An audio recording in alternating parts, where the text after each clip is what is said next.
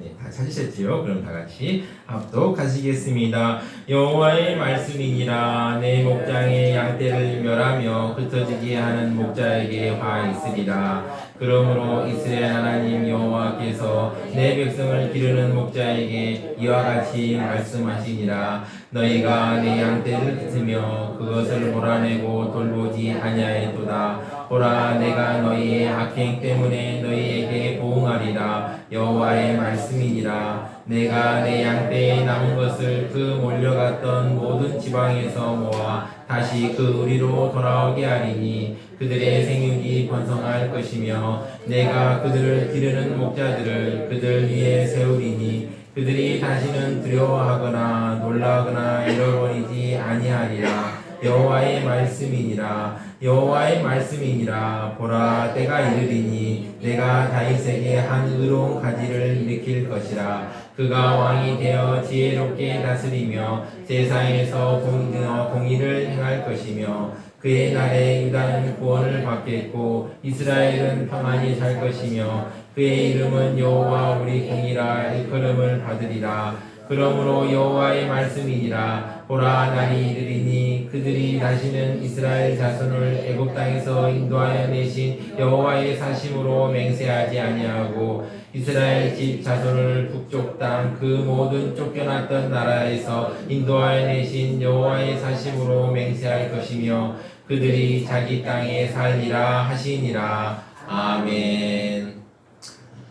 성스러운 주일 아침에 거룩하신 주의 전에 오신 사랑하는 새소망교회 성도님들 한 분 한 분마다 하나님의 사랑과 은혜와 축복이 넘쳐나시기를 진심으로 축원합니다. 8월 15일이 지난데 많이 덥죠. 오늘도 더운 날 참 잘 오셨습니다. 인사 한번 해주시기 바랍니다. 오늘도 더운 날 참 잘 오셨습니다. 잘 오셨습니다. 잘 오셨습니다. 우리 성도님들 얼굴 제가 볼 때마다 너무도 좋고 너무도 한 분 한 분 너무 귀하고 너무도 아름답고 너무도 사랑스럽습니다. 제가 이 사람의 눈으로 보기에도 이럴진데 하나님의 눈으로 보기에는 얼마나 여러분들 정말 두고 보기에도 아깝지 않겠습니까? 그 사랑을 오늘도 누리고 또 살아가는 하루 되시길 또 한 주 되시길 바랍니다. 여러분 미스터 선샤인이라는 드라마 보셨나요? 네, 그림 하나 넘겨주시면.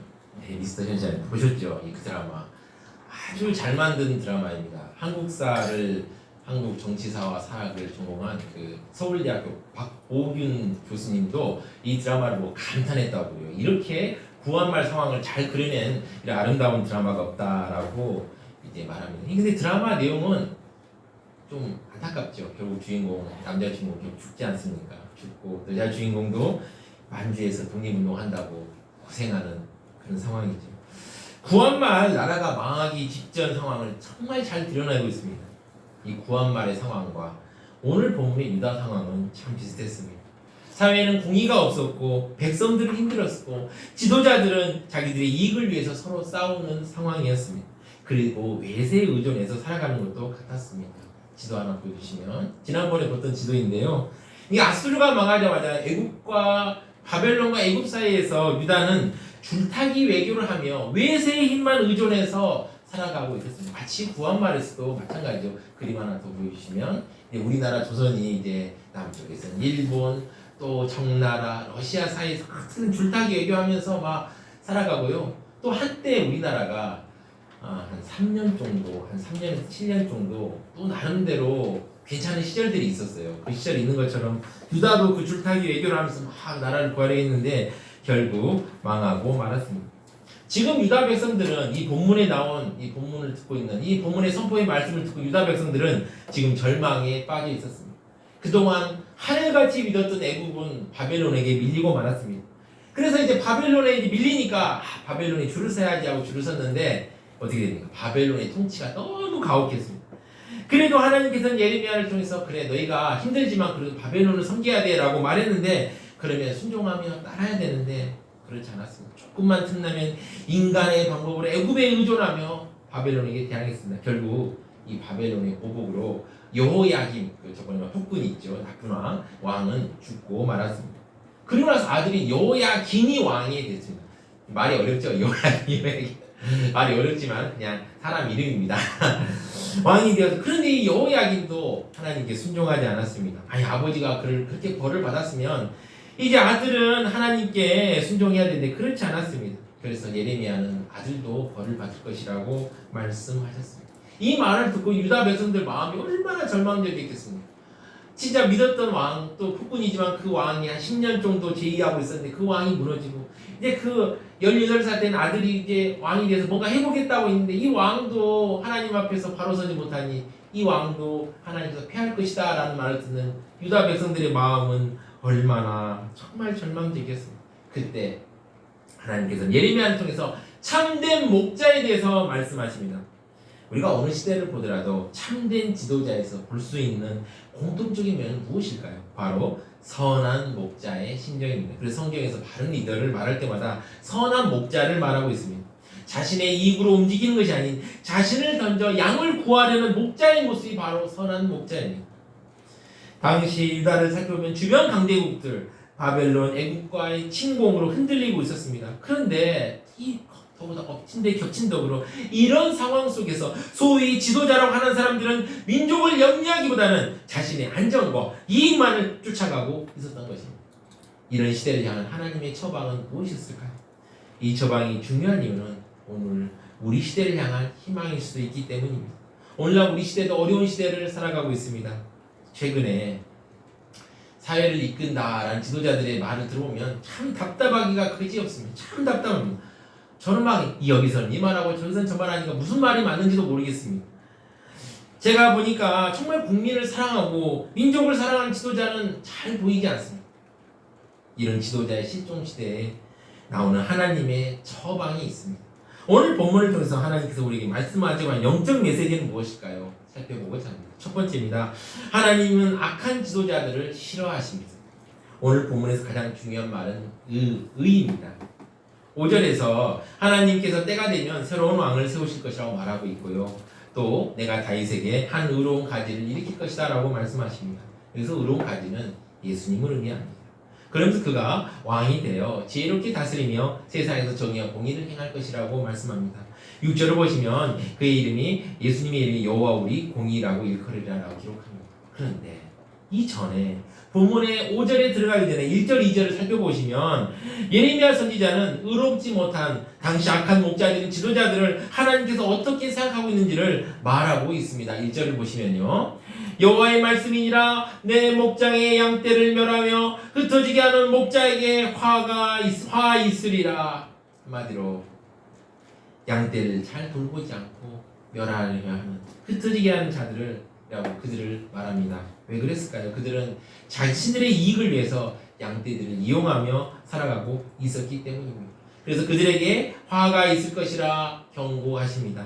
당시 정치 지도자들도 종교 지도자들도 다를 바가 없었습니다. 똑같았습니다. 그래서 그 목자들에게 이렇게 말씀합니다. 2절을 보시면 그러므로 이스라엘 하나님 여호와께서 내 백성을 기르는 목자에게 이와 같이 말씀하시니라 너희가 내 양떼를 흩으며 그것을 몰아내고 돌보지 아니하였도다. 보라 내가 너의 악행 때문에 너희에게 호응하리라. 여호와의 말씀이니라. 하나님께서는 목자들 당시 지도자들이 백성을 얼마나 괴롭혔는지 그리고 이렇게 말하고 있습니다. 너희가 내 양떼를 흩으며 그것을 몰아내고 돌보지 아니하였도다. 그러면서 그 악한 목자들을 벌할 것이라고 말합니다. 보라 내가 너희 악행 때문에 너희에게 보응하리라. 여호와의 말씀입니다. 예레미야는 1절 2절 말씀을 통해서 하나님께서 악한 지도자들을 미워하심을 보여주고 있습니다. 유다의 마지막 왕의 이름은 누군지 아시나요? 혹시 성경 교회를 오래 다니신 분은 한번 들어본 적이 있을 겁니다. 시드기야라는 왕이었습니다. 이 시드기야 왕의 이름 뜻이 참 재밌습니다. 의롭다는 뜻입니다. 이름은 의롭다인데 근데 그는 이름처럼 살지 못하는 왕이었습니다. 그의 이름은 의롭지만 그의 삶은 악으로 가득 차 있었습니다. 예레미야 52장 2절을 보시면요. 그가 여호야김의 모든 행동을 본받아 여호와 보시기에 악을 행하니라. 여호야김의 폭군이었죠. 이 폭군과 똑같이 악을 행했다라고 말합니다. 결국 하나님께서는 이러한 지도자들 때문에 분노하고 유다를 버리시기로 작정합니다. 의로우신 하나님이 불의한 지도자들 때문에 나라를 심판하신 것입니다. 그래서 우리는 의로운 지도자들이 나라의 지도자가 되도록 기도해야 합니다. 물론 자기 이익을 완전히 벗어난 지도자는 존재할 수가 없죠. 그러나 적어도 지도자라면, 리더라면 자신보다는 백성을 생각하고 자신보다는 공동체를 생각하는 지도자가 세워질 때 그 사회는 아름다운 미래를 기대할 수 있습니다. 잠언 기자는 잠언 14장 34절을 통해서 이렇게 말씀하고 있습니다. 공의는 나라를 영화롭게 하고 죄는 백성을 욕되게 하느니라고 했습니다. 그래서 우리는 우리 사회를 바라볼 때 참 답답할 때가 있습니다. 답답하시죠? 요즘 많이 보시면 뉴스를 보면 얼마나 답답합니까? 이런 상황 속에서 우리 하나님의 백성들의 의무는 무엇입니까? 이미 세워진 지도자들이 하나님께서 인정하는 의로운 지도자가 되도록 끊임없이 기도하여야 합니다. 지도자들의 악한 행동은 그들의 책임입니다. 그러나 우리는 그들이 하나님의 뜻에 따라 선한 목자로 행동하도록 기도하는 건 우리의 의무입니다. 유다 왕국이 망해갈 때 선지자 예레미야는 당시 엉망으로 바라보는 망해가는 나라를 보며 눈물로 기도하였습니다. 그래서 눈물의 선지자라는 별명을 얻게 되었습니다. 이것은 비판보다 더 중요한 일입니다. 우리가 비판하고 비난하는 건 누구나 할 수 있습니다. 하지만 믿는 사람들은 나라를 위해서 기도해야 합니다. 바울 사도는 디모데에게 그의 사역 중에 가장 우선적으로 해야 할 일은 지도자를 위해서 기도해야 함을 가르쳤습니다. 우리는 우리나라와 지도자를 위해서 기도해야 합니다. 두 번째 메시지입니다. 하나님은 의로운 지도자를 세울 것을 약속하십니다. 하나님께서는 한 시대 살아가는 주의 백성들을 향해 분노하시기도 하고 책망하시기도 합니다. 그러나 이때 책망만으로 끝내는 분이 아니십니다. 그는 대안을 제시하시고 희망의 미래를 보여주십니다. 3절 보면 이러합니다. 내가 내 양떼 남은 것을 그 몰려갔던 모든 지방에서 모아 다시 그 우리로 돌아오게 하리니 그들의 생육이 번성할 것이며, 이것은 나중에 포로로 끌려갔던 사람들이 다시 돌아오게 된다는 말입니다. 예레미야가 이 말을 선포했을 때 벌써 2차례에 걸쳐서 사람들이 바벨론으로 끌려갔습니다. 친척들, 이런 그 사람들의 마음은 얼마나 아팠을까요? 그런데 예레미야는 선포하고 있습니다. 나중에 포로로 끌려갔던 사람들이 다시 돌아오게 된다고 말합니다. 그러면서 그들의 생육이 번성할 것이라고 말을 하면서 하나님께서 그들에게 은혜를 주실 것이라고 말하고 있습니다. 그러면서 하나님께서 새로운 목자를 세울 것을 말하며 4절을 보시기를 합니다. 내가 그들을 기르는 목자들을 그들 위에 세우리니 그들이 다시는 두려워하거나 놀라거나 잃어버리지 아니하리라. 다시 새로운 목자를 세워주실 것이라고 말합니다. 그러면서 5절 6절을 보시면 이제 구체적으로 이 지도자는 다윗의 후손으로 오실 것이라고 말합니다. 5절을 보시면 제가 읽어드리겠습니다. 여호와의 말씀이니라. 보라, 때가 이르니 내가 다윗에게 한 의로운 가지를 일으킬 것이라. 그가 왕이 되어 지혜롭게 다스리며 세상에서 정의와 공의를 행할 것이며, 하나님의 때가 되면 새로운 왕을 세울 것이라고 말합니다. 내가 다윗에게 한 의로운 가지를 일으킬 것이다. 의로운 가지는 누구를 얘기합니다? 바로 메시아 예수 그리스도를 말합니다. 예수님께서 어떻게 일하실 것인지 말하고 있습니다. 그가 왕이 되어 지혜롭게 다스리며 세상에서 정의와 공의를 행할 것이며, 예수님의 통치하는 기간은 언제부터 언제일까요? 학자들은 예수님의 초림부터 재림까지 기간에 그의 백성들이 예수님의 다스림 안에 살아갈 것이라고 말하고 있습니다. 그리고 6절을 보시면 그의 날에 유다는 구원을 받겠고 이스라엘은 평안히 살 것이며 그의 이름은 여호와 우리 공이라 일컬음을 받으리라 라고 말하고 있습니다. 당시 유다 지도자의 왕은 요야긴이었습니다. 이 사람도 실패한 지도자였습니다. 이렇게 실패한 인간 지도자 대신 하나님이 자신이 직접 참으로 의로운 지도자가 되어서 이끌어 주시겠다는 것입니다. 사랑하는 성도 여러분, 지도자에게 실망 많이 해보셨지요? 예, 많이 하실 줄로 압니다. 인간은 실망을 줄 수밖에 없는 존재입니다.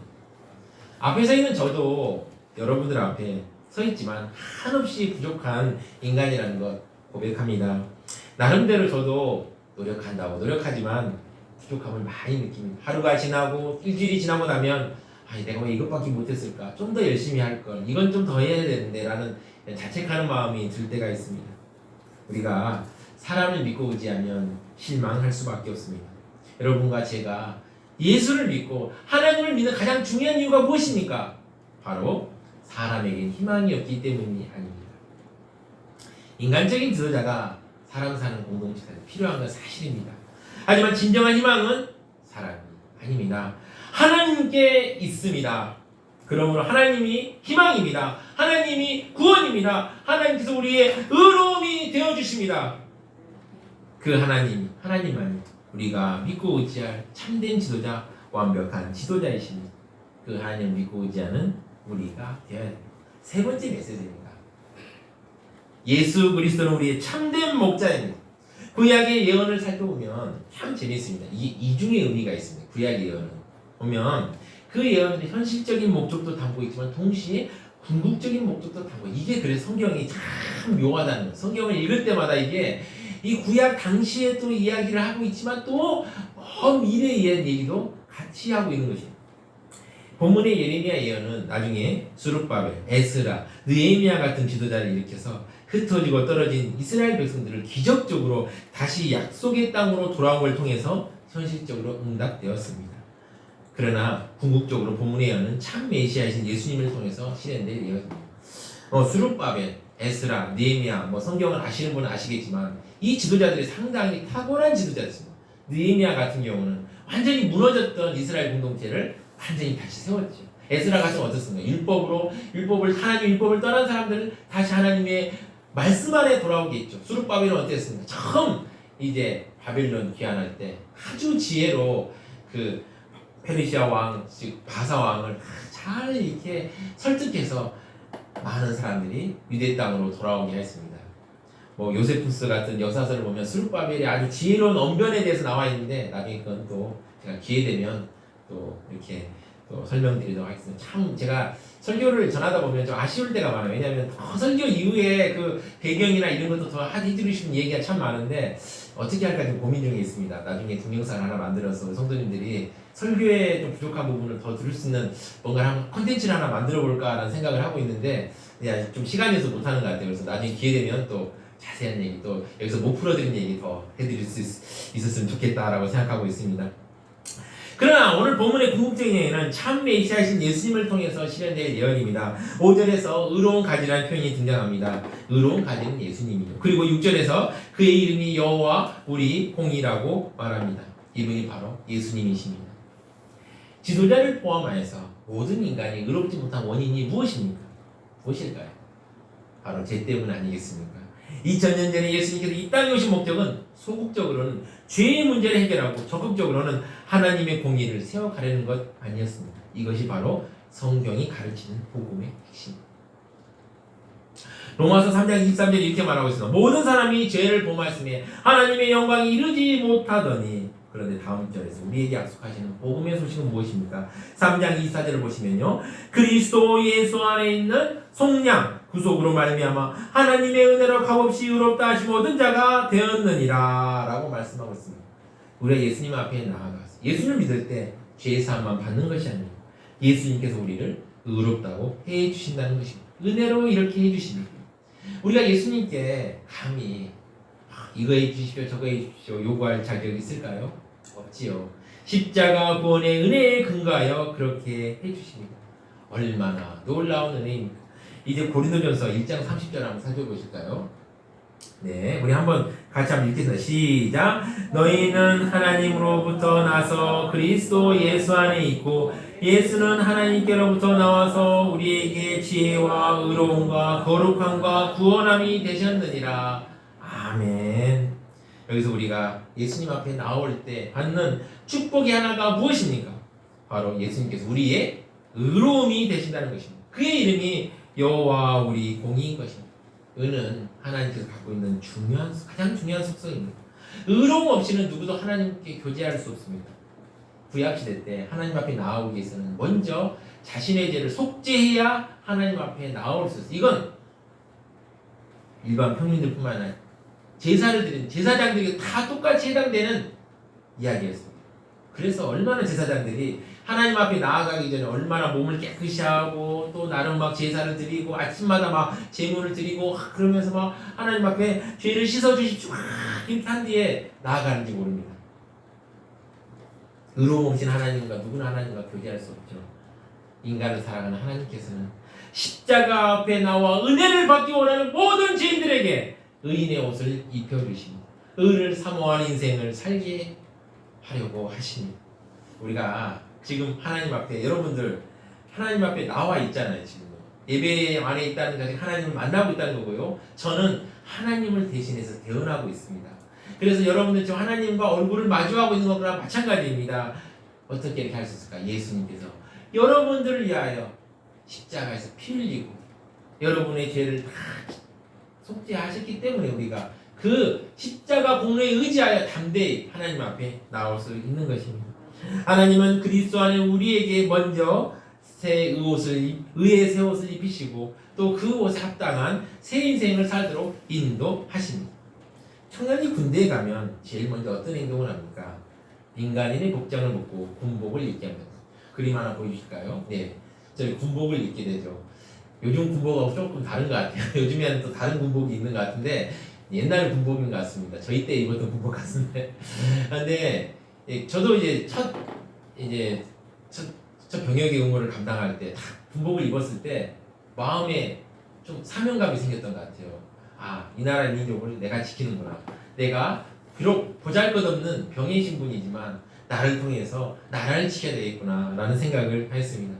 뭐 제가 군생활하면서도 얘기를 해보면 진짜 망나니 같은 정말 아주 말도 안 듣고 저 진짜 저런 말썽꾸러기라고 해도 어느 순간 물어오면 군인으로서 알게 모르게 사명감을 갖고 있는 경우를 제가 보고 깜짝깜짝 놀랄 때가 있습니다. 이렇게 군복을 입으면 군인으로 사명감, 새로운 신분의식이 생겨납니다. 군인으로 사는 새 인생의 출발점이 됩니다. 만약에 좋은 군인됨을 자랑스럽게 생각하는 사람이라면 그는 어떻게 생각할까요? 이제부터 삶의 모든 상황에서 내가 어떻게 행동하는 것이 군인답게 사는 것일까를 묻게 되지 않겠습니까? 믿음의 삶도 마찬가지입니다. 우리가 예수를 만나고 믿는 순간 우리는 예수님 안에서 죄사함을 얻고 의롭다 하심을 얻습니다. 그 순간 우리는 우리의 의가 되신 예수님을 옷 입은 그리스도인이 된 것입니다. 그리고 그 이후에 우리는 예수님이 나의 의로움이요 나의 자랑이라고 고백할 수 있기 시작합니다. 그가 우리 인생의 여호와 우리 공의가 된 것입니다. 이것이야말로 은혜이고 축복이고 감격 아닙니다. 내가 막 노력해서 막 의롭게 해야 되는 게 아니라 예수 그리스도께서 우리를 의로움이라는 옷을 착 입혀주신 것입니다. 그래서 이거 하나님 앞에서 그 새 옷을 입고 아 나는 이제 의로운 사람이 되었다, 성도가 되었다라고 하나님 앞에 기쁨으로 나올 수 있는 것입니다. 이거야말로 얼마나 큰 은혜입니까? 은혜이고 축복이고 감격 아닙니까? 얼마나 기쁜 일입니까? 저는 우리 성도님들이 한 분 한 분 이 기쁨, 이 평안, 은혜를 누리시기를 바랍니다. 군인이 군복을 입고 군인으로서 사명과 역할을 생각하는 것처럼 우리 마음에는 새 인생의 동기요 기준이신 예수님을 따라서 그분처럼 살고자 하는 열망으로 가득하게 될 것입니다. 우리가 성도로서 여러분 예수를 믿고 의의 옷을 입었다는 걸 알고 나면 어떤 생각이 듭니까? 야 이렇게 의롭게 이제 내가 옷을 입었으니 이제 의인답게 성도답게 살아야지 이런 생각 가득할 것입니다. 이게 바로 어떤 삶입니까? 의에 줄이고 목마른 삶인 것입니다. 그리고 이렇게 그분의 의에 줄이고 목말라 모든 영혼들마다 하나님의 말씀처럼 영적인 배부름을 경험하게 됩니다. 그래서 바울 사도도 그 굶주림과 핍박 가운데서도 자족할 수 있게 되었던 겁니다. 그러니까 바울 사도의 편지를 여러분들 시간 날 때만 읽어보시면 뭐 내가 힘들어 죽겠다, 괴로워 죽겠다 이런 말 없습니다. 그런데 사도 바울의 삶은 고난의 삶이었습니다. 정말 고난의 삶이었어요. 스스로 고난의 길에 뛰어들었습니다. 가말리알 문화에서 잘 살았고 정말 아주 누가 봐도 엘리트리였습니다. 앞길이 보장된 사람이었습니다. 그러나 그걸 다 내려놓았습니다. 또한 다소에서 아버지가 나름대로 부유하게 정말 아버지 사업체를 이끌고 있었는데 그 사업체 물려받으면 되는데 그것도 박차고 나왔습니다. 그리고 나서 걸어가며 몇천 킬로를 걸어가며 전도하였고 수많은 강도를 만났고 또 굶주려 떨기도 했고 배가 난파되어서 고통받기도 했으며 40에서 하나가 가만매를 정말 여러 번 맞았습니다. 그리고 돌에 맞은 적도 여러 번 있었죠. 그러나 그럼에도 불구하고 예수 그리스도에서 영적인 배부름을 경험한 바울 사도는 이런 어려움 가운데서도 자족할 수 있었던 것입니다. 사랑하는 성도 여러분, 우리는 살아가면서 이러한 놀라운 일을 생각하지 않고 살아갑니다. 생활이 바쁘고 여러 가지 일이 바쁘다 보면 잊어버릴 수 있겠죠. 그러나 오늘 말씀을 듣고 예수님께서 입혀주신 의로움을 잊지 않고 기억하고 살아간다면 우리는 인생에서 어떤 일도 이겨낼 수 있을 것이라고 고백하게 될 것입니다. 왜냐하면 우리 모두는 예수님으로 인해서 배부르게 되었기 때문입니다. 예수님은 진실로 내 인생 안에 있는 모든 바람을 채워주는 지도자가 되신 것입니다. 그래서 이 감격에 못 이긴 사람들이, 물론 저는 이렇게 되라고 성도님들께 말씀드리는 건 절대 아닙니다. 오해하지 마십시오. 초대교회에 이 예수님의 사랑과 의로움으로 전입된 이 의로움, 이 축복에, 이 은혜에 감격한 많은 사람들이 자신의 가진 물질을 버시고 사막으로, 산으로 들어가고 살게 되었던 것입니다. 수도원들이 처음에 어디 생겨? 이집트, 바로 애굽에 생겨요. 그런데 여기가 사막이 많잖아요. 이 사막에 수도원이 처음 생기게 되는 이유입니다. 왜냐하면 자신의 가진 물질을 다 버리고 이제 예수님만 가까이 하고 싶다, 예수님 은혜만 구하고 싶다 해서 이들이 수도원을 시작하게 되었던 것입니다. 그만큼 예수님께서 주신 은혜는 컸습니다. 전 다시 말씀드립니다. 여러분들이 가진 걸 버리고 어디 가라라는 말씀은 절대 아닙니다. 그런 건 절대 아니니까요. 걱정하지 마시고. 그러나 이제 그 마음만큼 귀하다는 거죠. 예수님이 주신 은혜가 얼마나 컸으면, 그 배부름, 그 은혜가 얼마나 컸으면 그랬을까. 여러분들, 우리 성도님들도 그런 배부름, 그 은혜를 누리기를 진심으로 바랍니다. 우리 목자 되신 예수님 여러분 바라보십니까? 그분이 주시는 세상이 줄 수 없는 평안과 기쁨을 여러분 날마다 온전히 누리고 계십니까? 지금 예수님의 은혜를 누리지 못하고 있는 성도님이 있다면 예수님의 은혜를 생각해 보시고 떠올려 보시기 바랍니다. 생각하고 떠올려 보는 것만으로도 우리에게 큰 놀라운 은혜가 임합니다. 우리 희망은 누구입니까? 정치 지도자입니까? 아닙니다. 예수님이십니다. 예수님만이 우리의 참된 목자가 되어주십니다. 사랑하는 세상만교회 성도 여러분, 지금 우리에게 펼쳐진 현실 앞에서 마음이 어떠하십니까? 현실의 삶은 우리에게 실망을 줍니다. 실망을 주죠. 여러분 주변에 어떤 사람도 여러분에게 진정한 평안과 위로를 주는 사람 없습니다. 줄 수 없습니다. 오직 하나님께서 세우신 예수님만이 우리에게 참된 위로와 평안을 주실 수 있습니다. 우리 모두에게 참된 위로와 평안을 주신 예수님을 생각하며 우리 찬양 하나 하시고, 오직 예수뿐이네 찬양 하나 하시겠습니다. 네.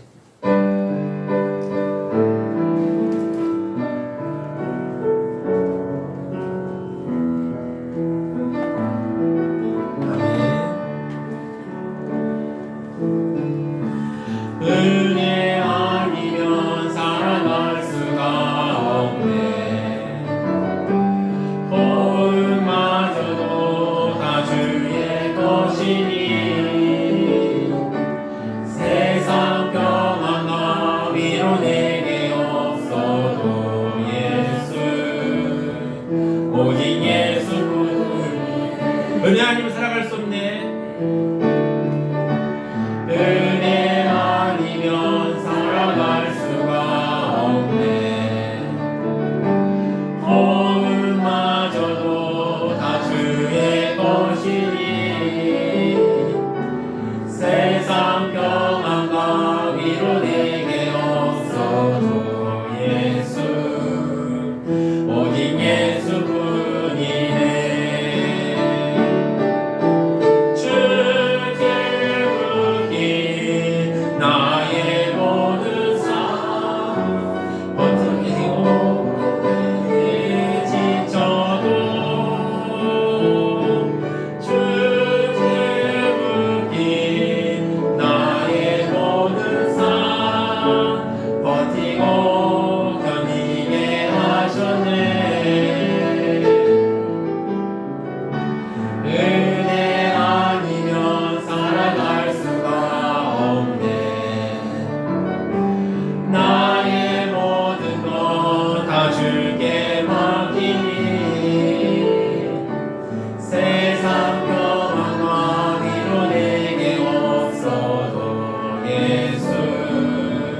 오직 예수뿐이네. 아멘. 사랑하는 세소마음교회 형제 자매 여러분, 지금 경제가 많이 어렵습니다. 참 어려워요. 제가 어제도 중국 경제 상황에 대한 얘기를 제가 방송으로 봤는데, 중국 옆에 하면 바로 우리나라잖아요. 중국이 어렵다고 하니까 야, 우리나라도 얼마나 어려울까라는 생각이 들어서 마음이 정말 어려웠습니다. 우리 성도들 삶이 어떻게 될까 막 걱정이 막 하는 마음이 막 들었습니다. 또한 최근에 정치 상황도 보면 여러분 속이 터지시죠? 네, 속이 터지실 줄 압니다. 답답하실 줄 압니다. 그러나 우리의 참된 목자는 예수님이십니다. 예수님을 바라보십시오. 하나님께서는 버려지고 없어진 유다 백성들을 위해 새 목자이신 예수님을 세우셨지. 지금도 예수님께서는 우리의 목자가 되어주십니다. 성령님을 통해서 여러분의 사정을 알고 계시며 여러분들이 밤낮으로 신음하는 소리를 듣고 계십니다. 또한 여러분들 위해서 하나님 우편에서 지금도 기도하고 계십니다. 여러분 얼마나 마음이 든든합니다. 저도 그랬던 것 같아요. 말씀을 준비하면서 참 이 말씀을 준비할 때 받는 은혜가 있습니다. 여러분 참 이건 설교자만이 느낄 수 있는 아주 비밀스러운 은혜인데요. 제가 말씀을 준비하면서 예수님이 있었지, 예수님이 정말 나와 함께 하시지, 얼마나 마음이 좋았고 든든했는지 모릅니다. 여러분 얼마나 마음이 든든합니까? 세상의 파도가 거칠게 몰려올지라도 여러분 걱정하지 마십시오. 예수님이 우리의 참된 목자 되십니다.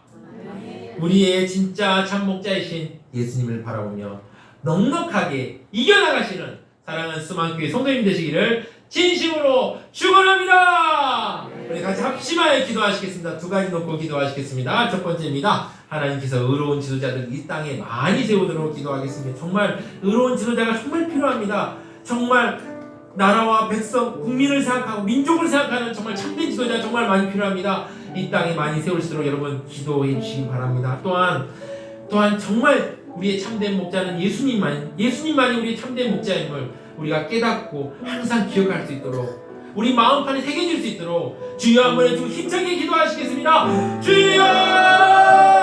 하나님 아버지 감사합니다. 이 땅에 아버지 주여 의로운 지도자들 이 땅에 많이 세워주시옵소서. 주여 부탁드려 아버지 간구합니다.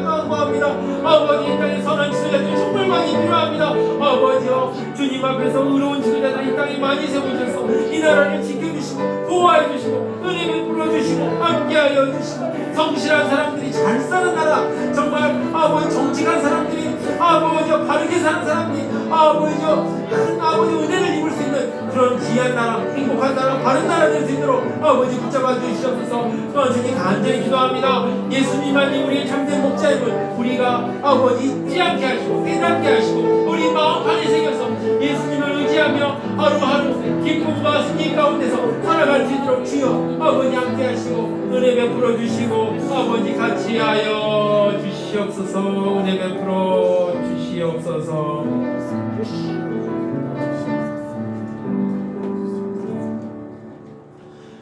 사랑과 자비가 넘치는 하나님 아버지, 오늘 말씀을 통해서 의로운 지도자가 얼마나 중요한지 깨닫게 하시니 감사합니다. 사랑의 하나님 아버지, 이 땅에 의로운 지도자들이 많이 세워지게 하시고 나아가 우리가 참된 목자이신 예수님의 다스리심을 경험하도록 역사하여 주시옵소서.